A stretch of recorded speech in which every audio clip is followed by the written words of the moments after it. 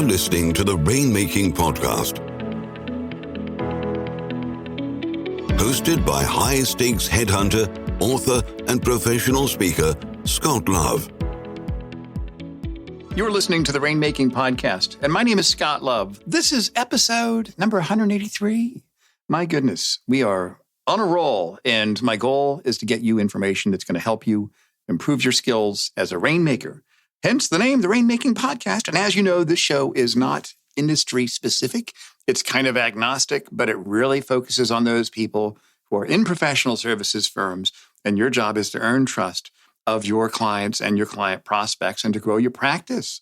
So what happens, though, if you have a team of people that you have to manage in your professional services firm? How do you do that? Well, we're going to answer that question and more in our conversation today with Dan Warburton. Now, Dan is a management consultant that specializes within the legal industry, although these concepts do apply if you're not in the legal industry. Trust me, you'll hear that specifically as we talk about this. But he shows them how they can free up their time and how they can unleash their team's potential to dramatically increase their profits.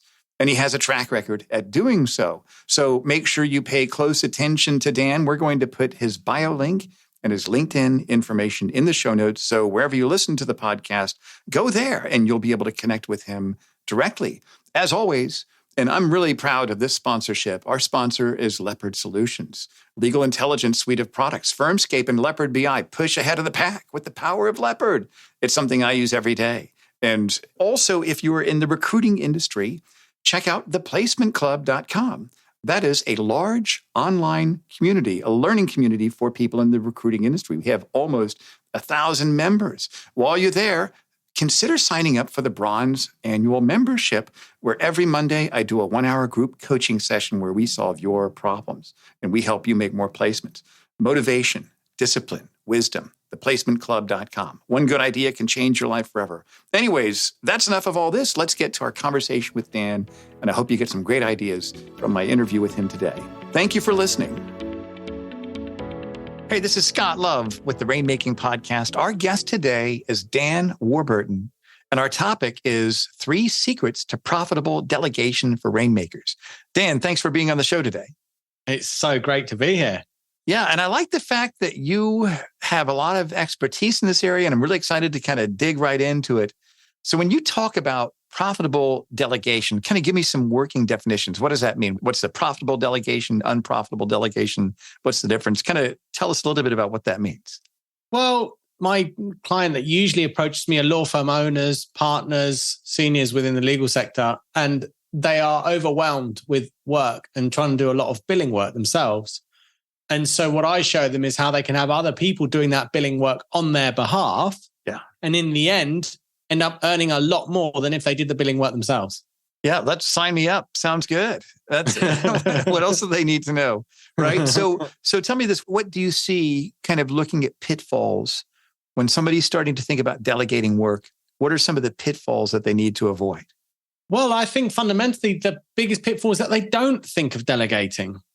You know, the legal sector, the reason why a law firm partner becomes a partner is because they've got a big book of clients and they bill high numbers of hours. That's it. Well done. We're going to make you partner now. So they then all of a sudden become a partner, expected to continue doing this billing work and also having a team to manage. But at no point throughout any of the academic training and through their time in that law firm were they taught leadership and management. Yeah, so in the end, they end up really exhausted trying to fit in their billing work. And then they end up with this team that just annoy them. His team just keep asking stuff and wanting things. And how do I do this? And how do I do that? And they just want to be rid of the team and just focus on their own billing work. Right. And then they get stuck on a hamster wheel going round and round and round and round. And they can't see any way out other than I just have to complete my hours of billing. And they never stop to think, well, what if you had 10 high-level fee earners working 1 hour, each billing 1 hour each, so that your firm could collect on 10 1 hours of billing versus you doing that 1 hour yourself, which is going to bring in more profit. Yeah. It's that simple. And yet it's not thought of in that way because at no point in the journey of a lawyer are they ever taught how to be leaders and managers that can leverage the people skill to make much greater profits. Yeah, that's right. So where do you think people should kind of get started if they want to, if they say, I want to delegate all this work to people? What should they keep top of mind first as they're looking at delegating this? So the very first thing is to set up regular one-on-one calls with their key team members. Mm-hmm. That's like, you could say secret number one is if you're leaving yourself contactable at all hours, then you will be contacted at all hours with all sorts of questions and everything by everyone in your team, and it will wear you out. But if you have regular one-on-one calls and then you request each team member, unless necessary, don't contact me outside of these one-on-one sessions. Mm-hmm. If you have to, fair enough. But unless you really need to, don't contact me, and just save up every query and challenge you have and then bring it to me in each week's one-on-one, and we will go through it. Do you think attorneys have a problem with that in itself, though? Because their persona to their clients is they want to be accessible all the time. Do you think they have an issue drawing boundaries traditionally? Well, absolutely. Yeah, of course. And again, it's because it's just automatic. It's that they've never stopped to think about, well, what happens if I have 2 uninterrupted hours to focus on absolutely anything that my law firm needs, whether that's finding a new recruitment agent, trying to work out why people keep leaving my firm, business development. Who are those ideal clients that I could take out for lunch or dinner to go and close those really big deals? Right. Then all of a sudden, they're leveraging their whole firm, their whole year's expertise and everything to be so much more profitable than if they were stuck behind a desk trying to do that 1 hour of fee earning themselves. So when they do this first secret, setting up regular one-on-one calls with key team members, setting up boundaries, unless it's a critical crisis, don't contact me except between this hour and this hour. I mean, that's what they should do, right? That is. Yeah. Because otherwise they're going to be interrupted all the time. But the great thing is once they've got one-on-one calls set, they know that they've got one-on-one time with each key member or main fee earner to really ensure that they're getting everything that they need to perform at a high level. Ideally, billing 100 hours each per month is the perfect target to aim for. Because with 100 hours, every fee earner in a firm can manage that and still have time to manage all their admin and everything and still get home to their wife and kids. So you say give them everything they need to bill at a high level. What are some of the things that they need to give them? Well, they need to be having work effectively delegated to them by someone. They need to be making sure that they're able to do the work that's being handed to them to a high standard. Yeah. And if it's not, then they need that one-on-one support and training to make sure they can deliver that work to a high standard. So co-reviewing work together in that one-on-one time is really useful.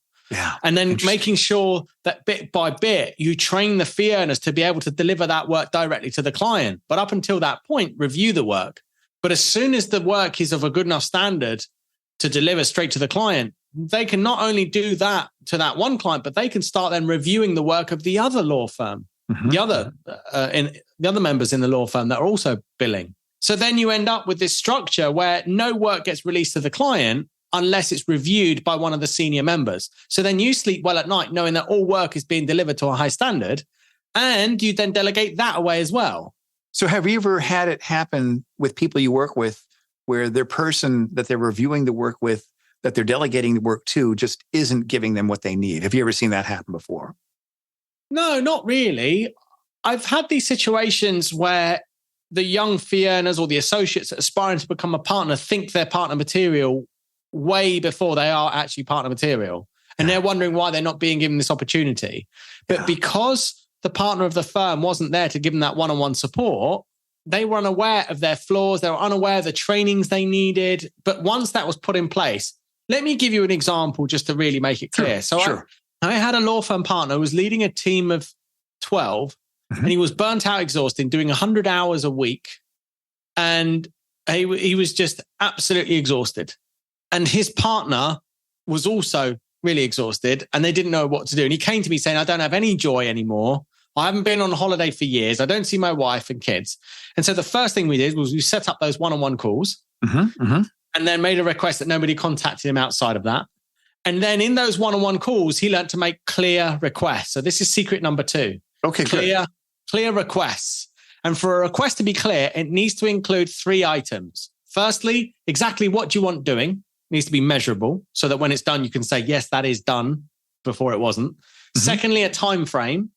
And third, it needs to have agreement on the time frame and exactly wants to be done by both parties, the one making the request and the one receiving the request. If either of those three elements are missing, that's not a clear request. That's just some weird communication that leads to some, dissatisfying result. So then once he learned how to structure these one-on-one calls, make clear requests, and also request he wasn't contacted outside of them, he then had space and time to focus on other things. Mm-hmm. In those one-on-one calls, he then elevated the performance of his team members and got all of them up to 100 hours each.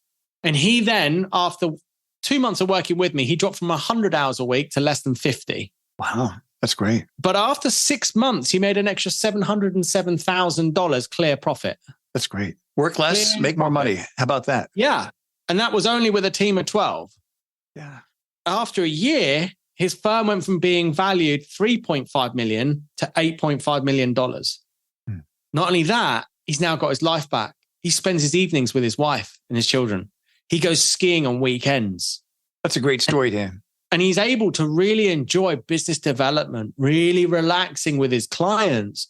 I mean, he's now killing it. I mean, he's now only 6 months after finishing working with me, he's now doubled the firm. There's like 25 of them in the firm now. That's great. That's fantastic, Dan. So I like what you mentioned. Make clear requests, what you want that's measurable, the time frame, and then having the agreement on the time frame. Is that right? Yeah. So let me ask you this. When people have these meetings, is this actually a phone call? Is it Zoom? Is it in person? Is it email? What do you think is the most effective way to do that? Absolutely must be in conversation. Emailing and trying to run a whole firm with emails is highly ineffective. There is a level of power in requesting verbally that you can never achieve through emailing, which is why if you have the one-on-one calls, if you spotted a mistake that individual's made, or if they've let you down or done something wrong, you haven't got to say, hey, let's set up a call. When are you free? That same time, Tuesday, 4 p.m., you've got that one-on-one call with that individual. So you just take a note, right? Bring that up with them. Then something else happens, bring that up with them. And then each week, what happens is when you've made the request, here's secret number 3, accountability. Okay, good. Let me go back before we get to this one. How often did you say this should happen every week? Should it happen every day? What do you think? For my clients, it works really well once a week. Once a week, okay. But usually it's the length of time that varies. So for the more senior members that know what they're doing and just keep going and going with no problem and operate at a high level standard, they just get 15 minutes. Yeah. For some that require more input, more reviewing of work, checking, and support to really get the great results, there might be a full hour, sometimes even an hour and a half a week with them. Mm-hmm. And it's not forever. Those one-on-one calls, they can feel like wading through mud with someone, but once people become more commercially minded, start to think more skillfully about how to business develop from their existing clients. Because as we all know, as lawyers, that's where most of repeat business comes from, is from repeat clients, existing clients. And then once you see they know how to talk to them and they're generating extra work and they're delivering a high standard of work, you can then drop them down to half an hour a week. Yeah. And it can even get to a point where some of the key team members, you can then appoint one of these people that you've trained and brought up to speed to now be underneath one of your key team members. So ideally, you don't want to have more than about 5 to 7 one-on-one calls a week with your key team members. Mm-hmm. If you've got more calls a week with more than 7 team members, then what I'd say is what's missing is making requests, delegating, and structuring the business correctly. And the idea is that once you've got these one-on-one calls going, you want everybody right from the top to the bottom to be accountable to one person. Okay. So that nobody's left floating around and everybody's got somebody that they've made a promise to the week before what they're going to do, that they're going to be held to account on the week after. So do you think is there a social element to this that Rainmakers should keep top of mind, like getting the team together to learn and grow with each other? What do you think about that? Yeah, I would say on top of that, it's great to have a weekly call, like Monday morning showdown, whatever you want to call it. And the Monday morning is, firstly, it's all about fun. What did you get up to the weekend? Who have you drank more than you intended to drink and what happened? Real fun. And that brings this fun. We're all together. We are something. We are some team. We know us. We have relatedness between us that makes us special and connected. It creates that. And then the second thing is acknowledgements. So that's your bonus secret. Let's get back to secret number 3, accountability. Okay, good. Accountability. Excellent. So you cannot make requests and set deadlines and have them agreed upon if then there's no accountability to check that the request has been fulfilled and the deadline's been fulfilled, right? Yeah. So what you do is on each week call is you agree on what they're going to do and by when. And then on the week after say, did you do that? Did you do this? Did you do that? Okay, you didn't do that. So what happened there? What got in the way? What do you need from me? Is it technology that's missing? Is it you need more work from me, or do you need more work delegating to you by somebody else? Did you not understand the work? Do you need more training? And the idea is to have like a context around these one-on-ones, which is, look, we are having these one-on-one calls so that you succeed. And so when you first set up these one-on-one calls, the best way to start them is to say, I want to set up a structure that ensures that you succeed at what matters to you through your employment in this firm. Mm-hmm. So why are you in this firm? What is important to you? What do you want to succeed at? Is it more money? Do you want to become partner? Do you want to take Fridays afternoon to go and play golf? Are you in, some kind of club or hobby or sailing? What is it? And then once the employee feels like you really care about them fulfilling what matters to them, then the loyalty really steps in. Yeah, right. And then you end up with these highly loyal employees who are getting regular one-on-one support to succeed at what matters to them. And it's where you also then get to make clear requests of them. And then you hold them to account on the promises they made the week before and then give them support to then make sure they don't break those accountabilities again. So let me ask you this. I love what you're saying, by the way, Dan. I think it's insightful. I think it's effective. I think it's important. But I know there's going to be somebody listening to say, that's saying, I never had anybody like that when I was a young associate. Come on, we're lawyers. I don't need to babysit people. I don't need to coddle you. Just do the work. Shut up, get back, get on the phone, get me that document. I don't need to be a coach. I don't need to be a leader. They should be responsible enough adults to know what's expected of them. And if they can't handle it, they should go somewhere else. What would you say to that person? I'd say, okay, so when you go to the gym or when you go and do exercise, do you really push yourself and fulfill your potential? Yeah, right. Yeah. Compared and to do you go on all the dates that you say that you're going to do?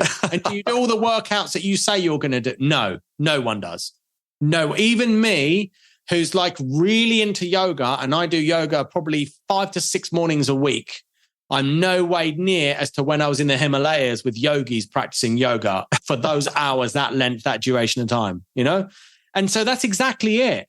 If you want a high-performing, highly profitable team that takes a responsibility off your shoulders so that you can go and have a great life, I mean an extraordinary life, where you get to go to nice lunches and dinners and do lots of business development whilst enjoying the money, you've got to delegate away your workload. And the only way you can delegate away your workload is if you actually delegate it, which is requests, and then track the performance of your delegation through accountability. And it's only then will you know, firstly, if your leadership is in or out. That's the first thing you need to distinguish. Okay, good. Because if you're not making requests and not holding people to account, then your leadership isn't in. So let me ask you this. Going to know what to do. So, and that's a good point. So let's just say I have somebody here that I'm coaching them. I need this document. I need this written. This is what we agreed to. How can I say, I want to hold you accountable? What do you think me as a Rainmaker can tell my associate that will convey that I need to hold them accountable? So the first thing is always put it in the context of the employee succeeding at what matters to them. Okay. And that the way that they're going to succeed at what matters to them is by co-partnering with you to succeed at what matters to the firm as a whole. Yeah, that's the context. Yeah, good. Because if you say, I'm going to hold you to account on this, well, what's the context behind it? What's in it for them? People will only take responsibility for your firm's success when they feel that their success is on the line. How about that? And they feel responsible, right? That's wise words. It just makes sense. The old tactic of manipulating with fear. If you don't do this, you're going to be in trouble. Mm-hmm. Or if you don't finish off with this, or, whatever, all these things that you say and these threats that go on, it doesn't work anymore. It just doesn't work. The new generation, they don't want to put in the same hours and grit like we do. You could say they're a bit softer. Okay, maybe true, maybe not. I don't know. Kids these days. The bottom line is we all have things that we want and things that we don't want. Yeah. And if we help people get clear on what they don't want and what they do want, and then we help them move away from what they do want and get what they want, then they're going to be more loyal to us and willing to take responsibility that goes with it, because then their success is on the line. That's right. That's great. Yeah. So how does somebody get better at that? How does somebody get better at articulating this in the way that you recommend? Well, the first thing is be genuinely interested in your employees. Mm-hmm. And the first thing is to set up the one-on-one calls. Then start off the one-on-one calls with what you want to succeed at, what matters to you. Now let's lay out plans so you can achieve this in 3 months, 6 months, a year. And then as part of that, and let's look at your hours. Your hours need to be at 100 consistently, and give them everything they need to ensure their hours are 100 and they're getting the progression that they want. So they're feeling fulfilled on a deeper level, like they've got real progression and somewhere to go instead of wanting to leave and join another firm. Yeah.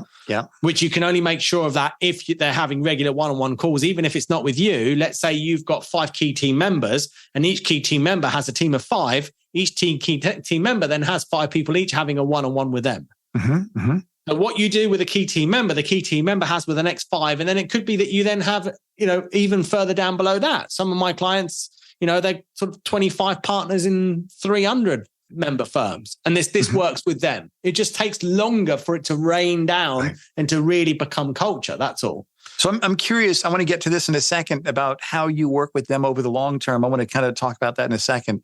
But if we could give some structure in terms of 3 action steps to kind of recommend to get people started with this, 3 action steps, what do you think those 3 action steps would be, Dan? They're pretty much the secret. So number 1, schedule regular one-on-one calls with each key team member.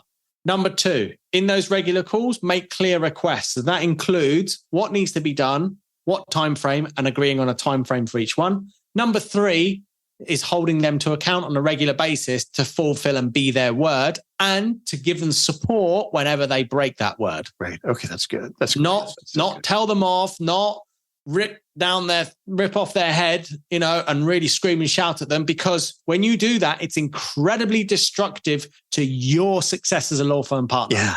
So I want you to tell me a story of a firm that you worked with where they didn't have anything like this, and you worked with them. And I know you shared a couple of others, but what was kind of the arc of what recommendations you gave, how they implemented that, and when you started seeing some traction take place, and then the end result, where they are today? So another client, she was partner of a 25-person firm. She was exhausted, burnt out. Some of her employees would come in on Mondays, still drunk from the weekends. They really didn't care about her. They didn't care about the success of the firm. She felt like she was having to do everything herself. And when we got into it, what we'd realized was that she was so busy and so exhausted trying to do everything that she would never stop to have a conversation with any of her employees and find out what matters to them.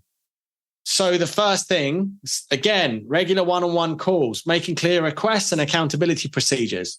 Within only, I think it was 4 weeks of us working together, 2 of the people had handed in their resignation. One of them she had to fire.